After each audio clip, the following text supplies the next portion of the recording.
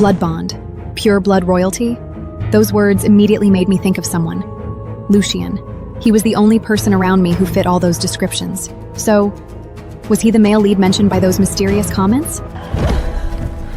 And in the future, would I really die because he refused to complete the blood bond with me, causing my bloodline to collapse?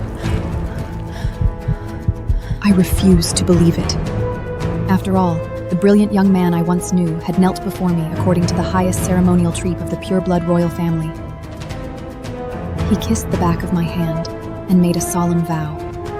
Eveline, from this day forward, I will protect you for the rest of my life. His eyes had been so sincere back then. How could that possibly be? Just then, a jet-black bat suddenly landed on the window sill. It was a night bat, the Vampire Council's official messenger. It opened its mouth, speaking in an aged, gravelly voice. Lady Eveline, the Vampire Council requests your immediate presence in the Elders' Hall to discuss the replacement of your personal blood servant. My mind went completely blank, and a loud ringing filled my ears. By the time I arrived at the Vampire Council Hall, I found Lucian standing shoulder by shoulder with Carina, speaking to her in a low voice. When I stepped inside, Lucian's pale golden eyes finally drifted toward me with casual indifference. An undisguised impatience showed between his brows. He clicked his tongue softly, strode toward me, and instinctively reached for my hand. Eveline, the Council had to summon you several times before you came. Your temper has really gotten worse lately. Come on. The Elders are waiting for us to file the request to transfer my blood servant contract.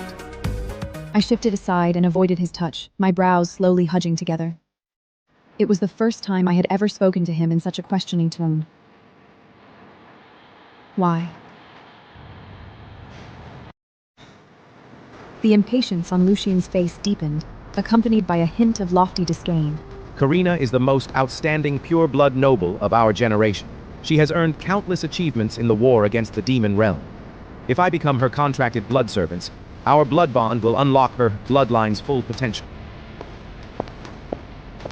He spoke as though it were the most obvious and reasonable decision in the world. As far as he was concerned, only a vampire as powerful and noble as Carina deserved to become the one he served. Looking into those cold, indifferent golden eyes, I could almost hear the words he had left unsaid.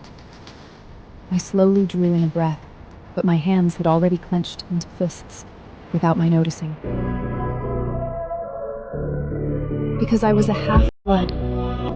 Because I had endured countless insults ever since I was a child. Some had even mocked me to my face, saying that if my parents hadn't once saved the pure-blood royal family, a defective half-blood like me would never have been worthy of having the future stare to the pure-blood royal life promised as my contracted blood servant. But everyone who had spoken those words was severely taught a lesson by Lucian.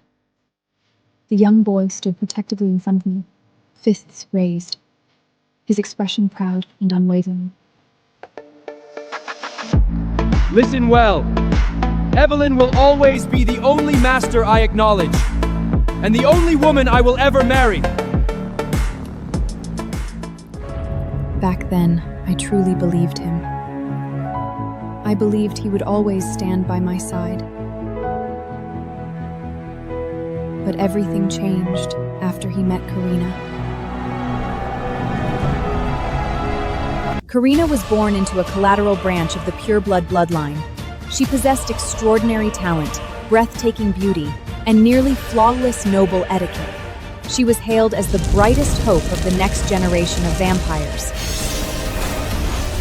Even the ever-proud Lucian couldn't help but praise her publicly after fighting alongside her in the demon realm. She's the most remarkable woman I've ever met. Gradually, a saying began to spread among the vampire nobility. Pure blood royalty should naturally form a blood bond with the finest of the pure blood nobles. Lucian never denied it. If anything, he silently accepted it. At the same time, he became increasingly unwilling to let me drink his blood. A half-blood like you only needs the blood of ordinary blood servants. But he knew perfectly well that my bloodline was incomplete. Every month, I endured agonizing pain because of that flaw in my bloodline. The blood of ordinary blood servants did nothing for me. He also knew that I had been waiting for my coming-of-age ceremony. I had been waiting to complete the blood bond with him so my incomplete bloodline could finally awaken. Looking back now, everything had shown signs long ago. I was simply unwilling to believe them.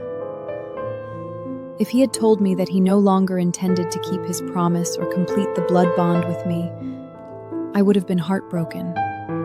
But I never would have used the debt he owed my parents to force him.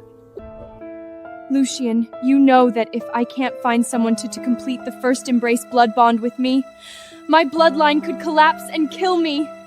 Even knowing that, you're still choosing this? The mortality rate from bloodline collapse is only around 30%. But if Carina and I form a blood bond, she'll have the power to protect the entire vampire race and save the lives of millions. Besides, I'm only refusing the blood bond. Our engagement still stands.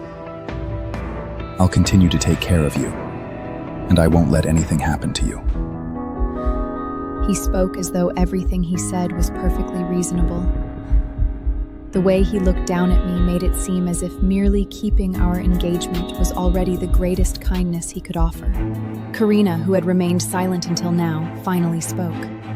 "That's right, Eveline." She strode toward me in heeled boots, her crimson gown accentuating her graceful figure as a confident, proud smile curved across her lips.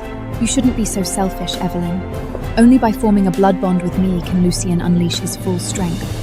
And if you're worried I'll steal him from you, you can put your mind at ease.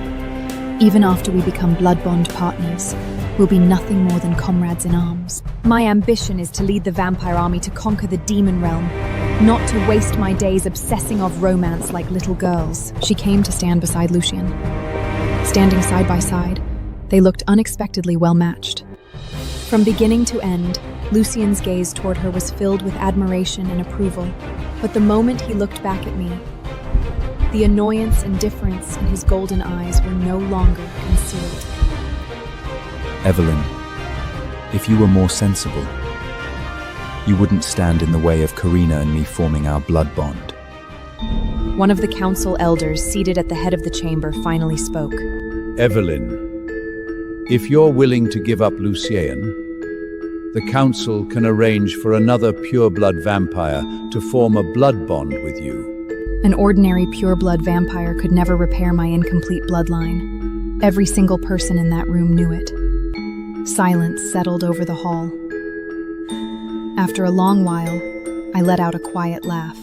The smile was so bitter that even I no longer recognized it. Do I even have the right to refuse? Everyone had already made the decision for me. If I refused, I would be branded selfish. Someone willing to sacrifice the future of the entire vampire race for my own sake. The tension in Lucian's expression finally eased. Just like he used to, he lifted a hand, intending to ruffle my hair. But this time, I took a step back. His hand froze awkwardly in midair. I looked at him calmly. "You can have the blood bond with Carina. And as for our engagement, I don't want that anymore either." The entire hall fell silent. The elder, Carina, and Lucian all changed expressions at almost the exact same moment. Lucian's face darkened first, his voice tight with suppressed anger. Eveline, do you really think this childish stunt will make me change my mind? I'm deeply disappointed in you. With that, he took Carina's hand and turned to leave the council hall. Whether you accept it or not, Carina is the only one I'll ever choose as my blood bond partner. As for our engagement, once you've learned to behave, I'll naturally come back to fulfill it. I didn't even know how I managed to make it back to the manor. I collapsed onto my bed in a daze, my tears silently soaking into the velvet sheets beneath me. It felt as though something was lodged inside my chest, making every breath ache. That feeling lasted until a pair of warm, strong arms gently lifted me into an embraces. Princess, why have you been crying ever since you came home? His voice still carried its familiar warmth and tenderness. But where I couldn't see, The warmth had completely vanished from his crimson eyes.